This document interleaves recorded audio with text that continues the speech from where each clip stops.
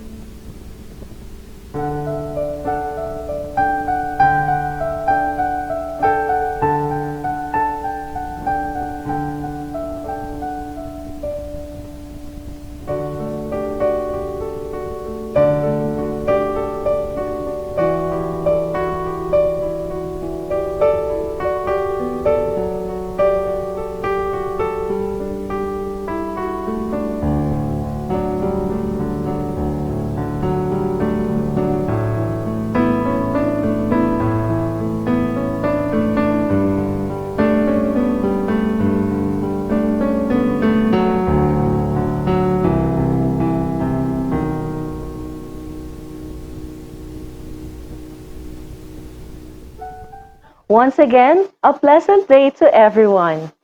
At this point, we are about to open another interesting topic in arts class, and I would like you to help me to determine what is the topic all about. To do that, I want you to focus on the screen and observe the images that I will show you. Are you ready? Okay, so now, may I ask you if you are familiar with this one? Yes, that's correct. This is a draft pick which you play in ML or what we call Mobile Legends. In order for you to understand and to know on how to play this activity which I prepared for you, please listen carefully and follow the instructions that I am going to give you. This activity is somehow similar to the draft pick game in Mobile Legends. But of course, let us modify it and use the mechanics I prepared. To start with, the draft pick screen is divided into three parts. First is the center screen, where you will see the images or posters. Second is the red screen on the right side. And third, the blue screen on the left side. Clues will be given on the red and blue screens. These clues will serve as the category for the poster or image which you will need to choose. On each item, you need to pick a poster and place them on either the red screen or the blue screen. Before we start the activity, please be reminded that your participation and outputs will serve as your attendance. Let's begin the activity.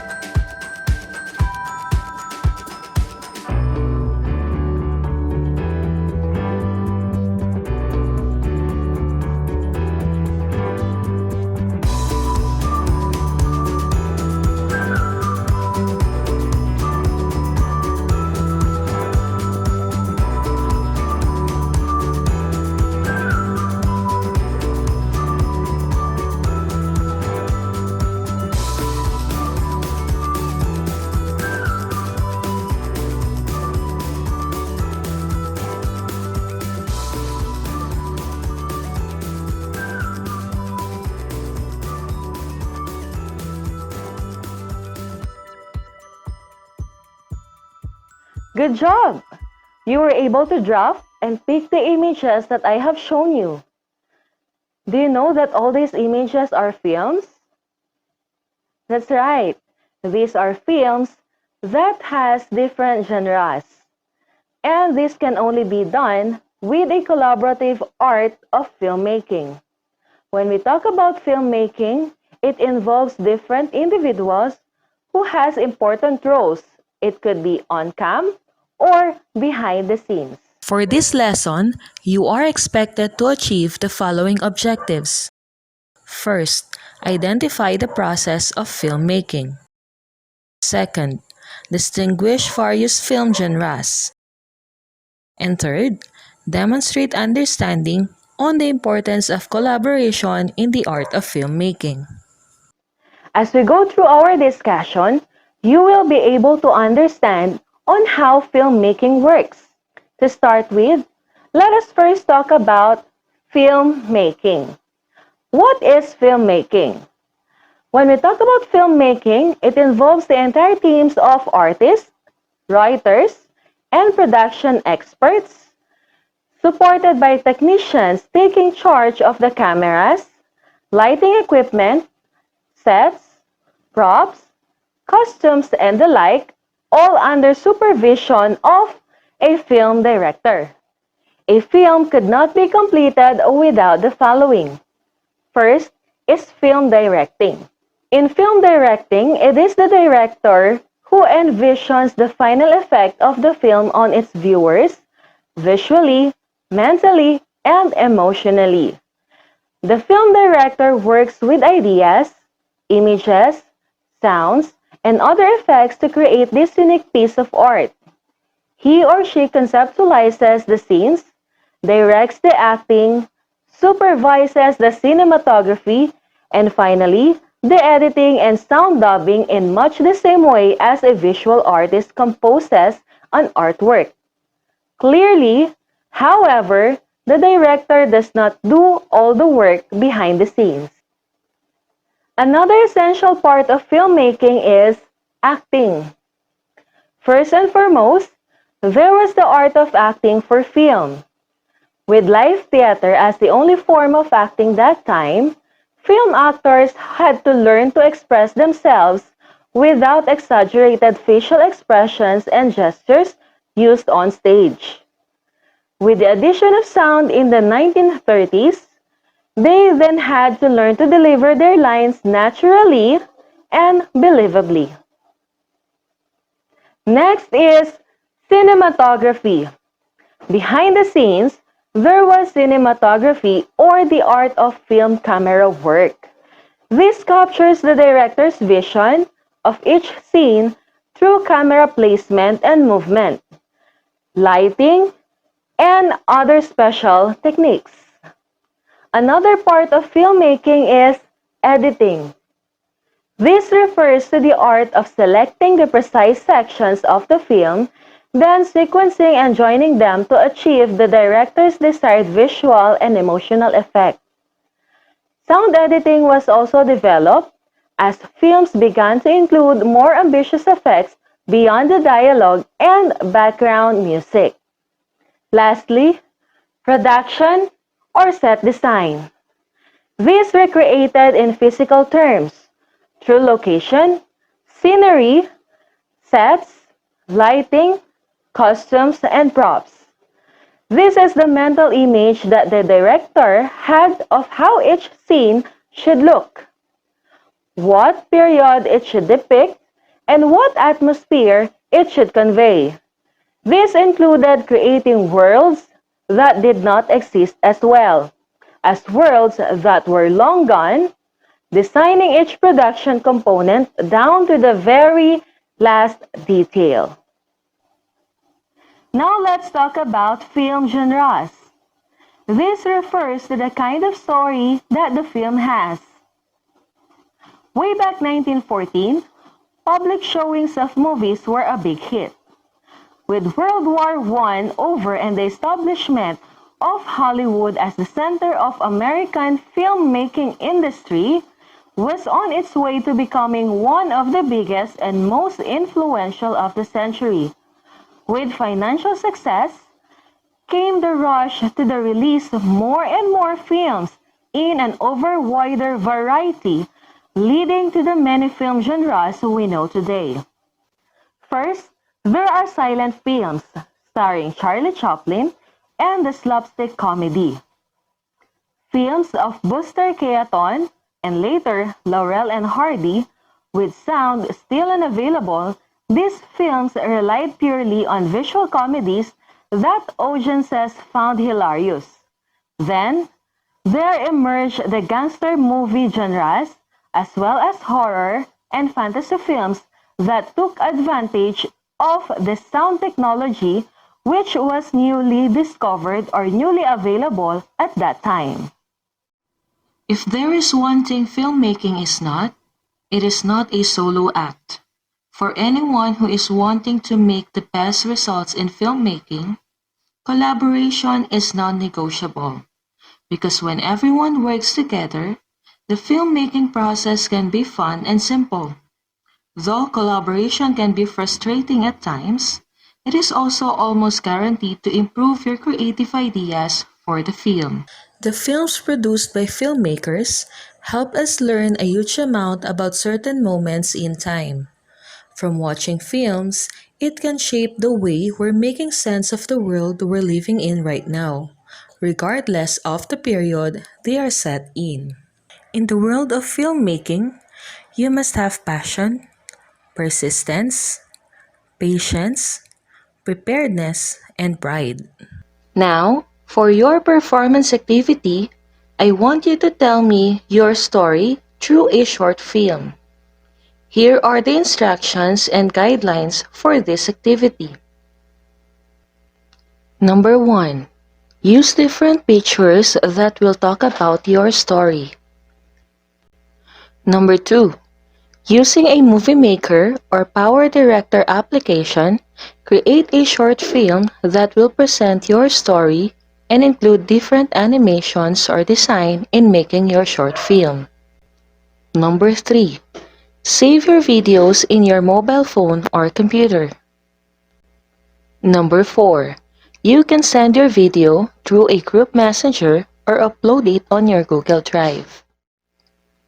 Your work will be graded based on this rubric. Originality, 5 points. Message of the story, 5 points. Creativity, 5 points, for a total of 15 points. Please be reminded that in case of gadgets and internet access unavailability, kindly inform me so that I can give you an alternative performance activity for this lesson. If you are still watching up to this part of this video lesson, you are doing a great job. I hope that you understand the discussion. With that, let us evaluate your learning through a short test. Read and analyze each item and choose the letter of the correct answer. Write your answers on a sheet of paper. Please take note that you may pause this video as you read each item if you need more time to think and analyze to get the correct answer.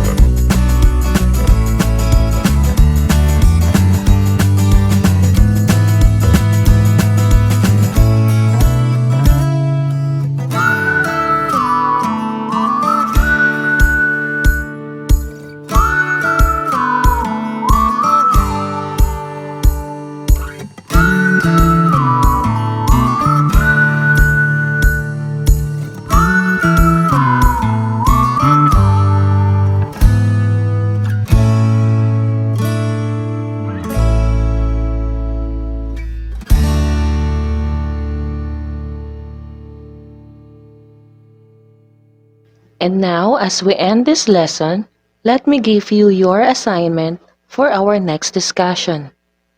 Write this assignment in a one whole sheet of yellow paper. Identify at least 3 famous works of the following filmmakers. Number 1, Lino Broca. Number 2, Marilu Diaz. And number 3, Mario J. de los Reyes. It has been a great time being with you in this lesson. I hope you have learned a lot from me. Once again, I am Miss Mary Rose Benawa Antonio, your MAPE teacher from Potrero National High School.